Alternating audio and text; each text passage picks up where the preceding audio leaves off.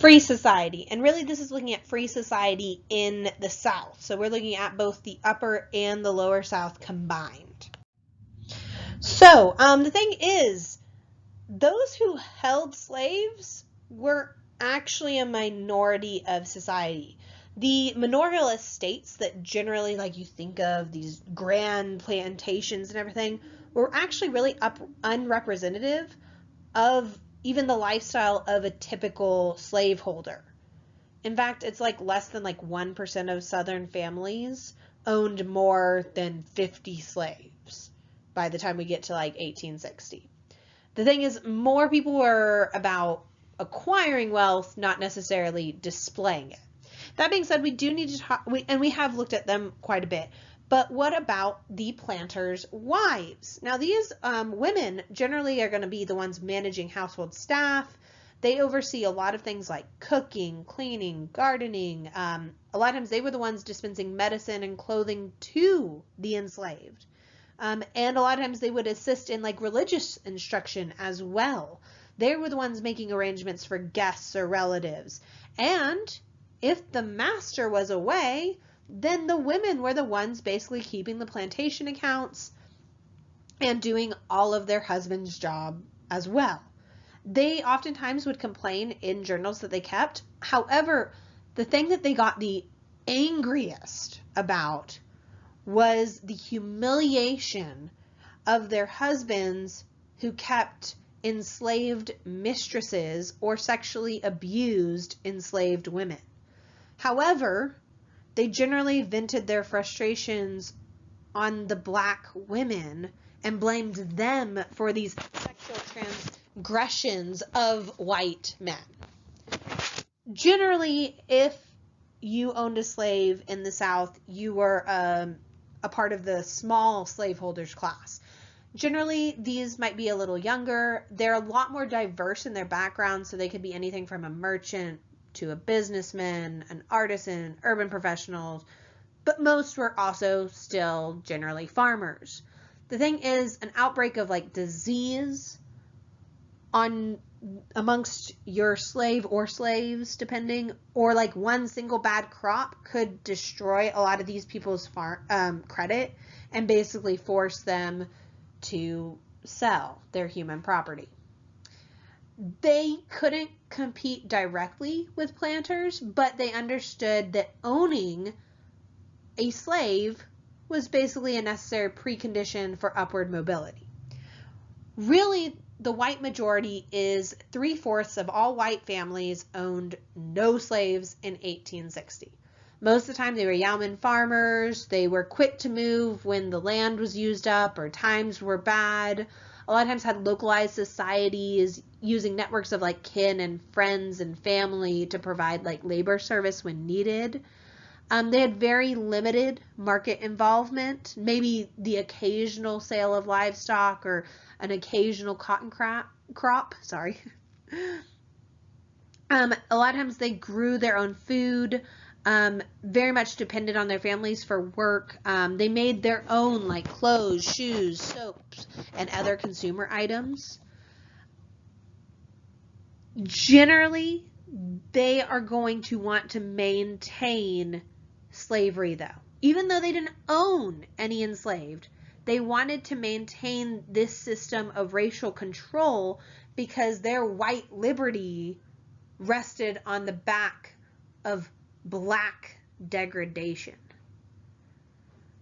We do see politics in the South, obviously, though. But when it came to political parties, a lot of times it had nothing to do with slavery. For instance, if one chose to be a Whig, a lot of times it was more because they were like for banks or internal improvements. Whereas if one chose to be a Democrat, it was because they opposed banks and they opposed state-funded economic projects. So it has nothing to do with slavery per se. Although I should mention, as time goes on, the Democrats more and more are going to be connected with slaveholding and be seen as kind of the pro-slavery party, partly because of measures like the gag rule in Congress and everything. Planters generally didn't like a lot of the poor white people in the South because they felt like it showed their enslaved population that you could survive without steady labor. Still, landless white people were resourceful and enterprising, although they oftentimes would resort to illegal measures like squatting on land and everything. You also are going to see a non-slaveholder majority making up the population of like southern cities, even though southern cities were a lot smaller and a lot fewer than like in the north. And then there's free black people. Thing is, in 1860, about 6% of the total population in the South was free black people. But this was a really precarious and vulnerable position. They are going to face black codes that are very similar to slave codes. It's just they're not enslaved. Black codes are also going to be found in the North as well. This basically was denying free black people the right of full citizenship in the United States. It was rules like, they had to carry freedom papers at all times. They were shut out of the political process. They couldn't testify against white people in court. A lot of occupations were closed to them. Some slave states even forbade the entry of free black people. They really had no options for upward mobility. They were a suppressed class.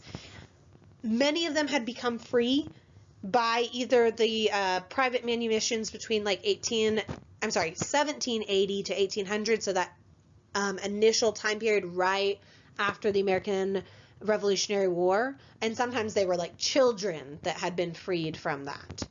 Generally, they did the most menial work, the poorest paying jobs, but it could be anything from a farm laborer to some sort of skilled trade.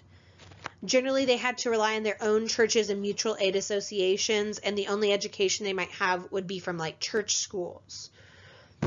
Mostly, we're going to see that they're going to reside in cities like Charleston and New Orleans. You also are going to see mulattoes. So mulattoes were a mix of white and black. And a lot of this was from backgrounds of white people having raped former slaves or slaves just in general. And about 70% of free black people were actually mulattoes. And having a slightly lighter skin enhanced their social standing even amongst free black people. And so a lot of mulattoes were very careful about like distancing themselves from most black people, slave or free black people in certain cities. However, once we get to like the 1850s, really the racial defense of slavery really increases in the South, and there's a lot more calls for like banishing free black people or actually re-enslaving them oftentimes. There's also a lot of pro-slavery arguments. So firstly, you have your religious arguments. Evangelical Protestantism dominates Southern religious expression, especially by like the 1830s. And so they are really going to take the lead in combating abolitionist charges that slavery was, amoral and was a religious abomination. So the way they did this was they would say the Bible is God's literal word, and that through selective reading, they would find evidence that basically proclaimed slavery was fully in accord with the moral dictates of God. They'd also support this religious argument with the idea of the patriarchal authority, basically the unquestioned power of the Father, whether this be the Father, our Lord, the Savior, or this literally be the Father of the house and home. This was a basis for a lot of Christian communities at this time, and so this idea came about, and it meant that the father of the home, their authority extended over their slaves as well, and therefore slavery, was just a part of God's plan to, Christianize an inferior race and teach its people to produce raw materials that benefited the world's masses. Please pick up on my sarcasm here. But that's what they believed.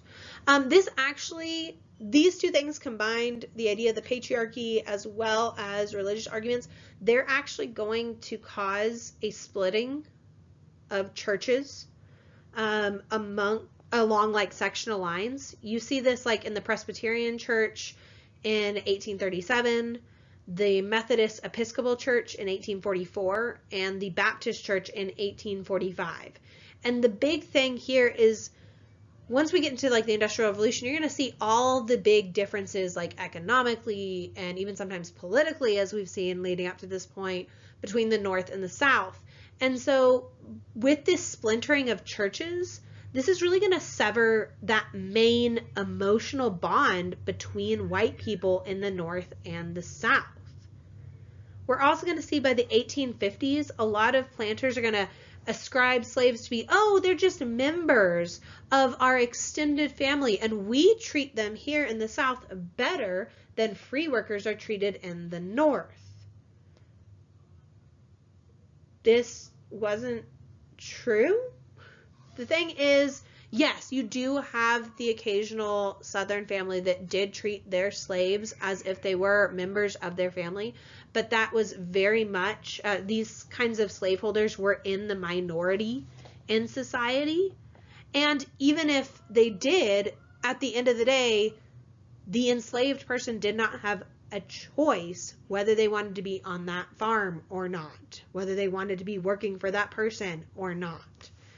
And so really, more than anything else, this just reflects the Southerners' need to like feel appreciated or even loved or be seen as like a caring parent by these slave dependents. Any kind of reform to slavery really failed because basically masters in the South would accept no limit on their power to control and work slaves how they seemed fit. The thing is, these were all arguments used, but really the most common argument of this time was the radical argument that simply black people were unfit for freedom. People argued that if black people were free, they would turn to crime and they would sexually assault white women. And therefore, slavery really was just a necessary racial control. The thing is, this racial and radical argument really resonated amongst a lot of white people, because even some people who might have been against the institution of slavery, they dreaded the idea of emancipation because they couldn't conceive living in a society with that many free black people. They couldn't conceive of living in a society that black people might outnumber white people, and suddenly white people are in the minority.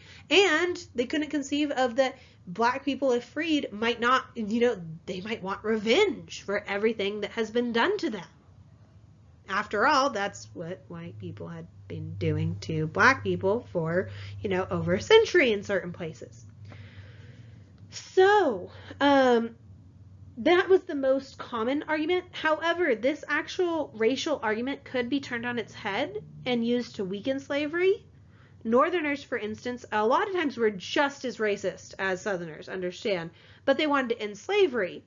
And they would argue that, no, we should end slavery because the stronger white race should help the weaker black people, improve themselves as free people. And then there's the argument as well that, why should any white person be forced into like economic competition against a slave artisan?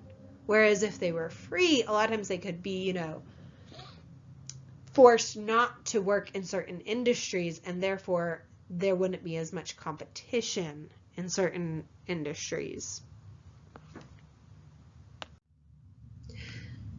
This quote I have below is from William Lloyd Garrison. I've mentioned him before. He's the one that publishes The Liberator. We're going to look at him more later, but I want you to read through this and write a thesis based off of it, and then explain how this quotation proves your thesis. I am not going to read it. I'm going to give you time to instead, though I'm only going to give you a little time, so make sure to pause this video so you can read through it all.